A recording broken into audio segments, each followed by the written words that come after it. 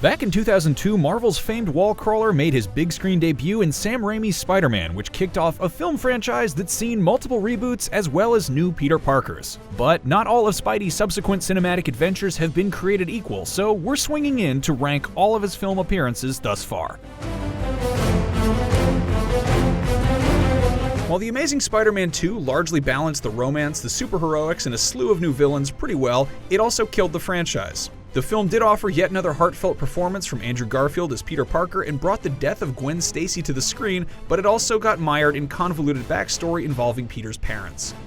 The Amazing Spider-Man's approach to the franchise reboot left some underwhelmed, considering it's another origin story for the wall crawler. However, Andrew Garfield's Peter Parker was perhaps the most familiar the character's ever been for comic book fans. Cracking lame jokes while he battles the baddies, creating his own web shooters, the works. Coupled with Emma Stone's charming portrayal of Gwen Stacy, audiences were captivated by the romance between the two characters more than they were Spider-Man's battle against the Lizard. Despite the massive amount of dough Sam Raimi's trilogy capper brought in at the box office, Spider-Man III wasn't as well received as the previous films in the series. It suffered from a sizable cast and a dance number that left some viewers irked. Still, there's some cool stuff in Spidey 3. Thomas Hayden Church as Sandman is fantastic, and the continuing thread of Harry and Peter was an emotional roller coaster that paid off here in context of the previous movies. Spidey made his highly anticipated MCU debut in this Team Cap vs. Team Iron Man epic. While Spidey isn't absolutely integral to the movie's plot, actor Tom Holland captures what makes teenage Peter Parker such a sweet, great hero and leaves the audience wanting more.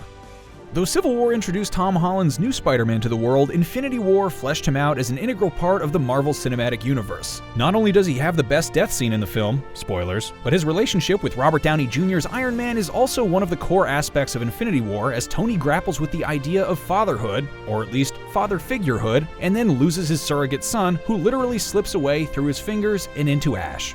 There's a lot going on in Infinity War, but Peter's desire to not just impress Tony Stark, but simply put, do the right thing is one of the film's key components. Plus, how awesome is it to actually see the Iron Spider suit in action? If Blade launched the new wave of superhero movies and X-Men made them viable, Sam Raimi's original Spider-Man launched them into the stratosphere. Despite some controversial changes to the Spider-Man mythos, like organic web shooters, fans embraced Raimi's depiction of the wall crawler as he fought his greatest nemesis, Green Goblin. The dynamic between Peter and Norman and Harry is incredibly well played, but more importantly, Peter Parker is identifiable and his origin is handled perfectly. Spider-Man: Homecoming is a winning combination of a fun superhero adventure tale with a heartwarming story about a regular kid dealing with some very relatable issues. It's a sweet, witty, briskly paced romp that captures everything that's made Peter Parker and his costumed alter ego such a lovable and enduring character for over half a century. Homecoming is ultimately strongest as a coming-of-age story, a film that wisely knows its greatest responsibility is to its title character, and not necessarily to the great powers he possesses. Spider-Man Into the Spiderverse expands the world of the title character with the simple yet classic comic book conceit of introducing the multiverse. This basically allows for an Avengers team made entirely of spider people, opening up a whole new world for Miles Morales and Peter Parker to explore, while also cleverly escaping the trap that Sony's films have fallen into of returning to Peter's origin story time and again. Taking a bold departure from the Pixar animation style we've come to expect from mainstream animated films, Into the Spider-Verse delivers a dynamic visual experience unlike any other, and it hits all its marks to be a movie-going blast and one of the best Spider-Man movies ever. Upon its release, Sam Raimi's Spider-Man II immediately became the new superhero movie by which all others would be judged, a title many would say it holds to this day. Spider-Man II pit the web-slinger against Dr. Octopus, who was given his own emotional journey from Peter's mentor to supervillain. The movie encompasses Spider-Man in a way no other Spidey movie has been able to, showing the character's true struggle with being a hero and being a man, inspiring hope in the city and sacrificing his own happiness.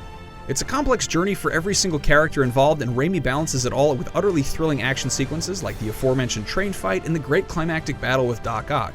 But Spider-Man 2 also has great moments of levity that is a staple for the Spider-Man world. From any point of view, as a Spider-Man fan, as a filmmaking enthusiast, a hopeless romantic, Spider-Man 2 delivers on every level.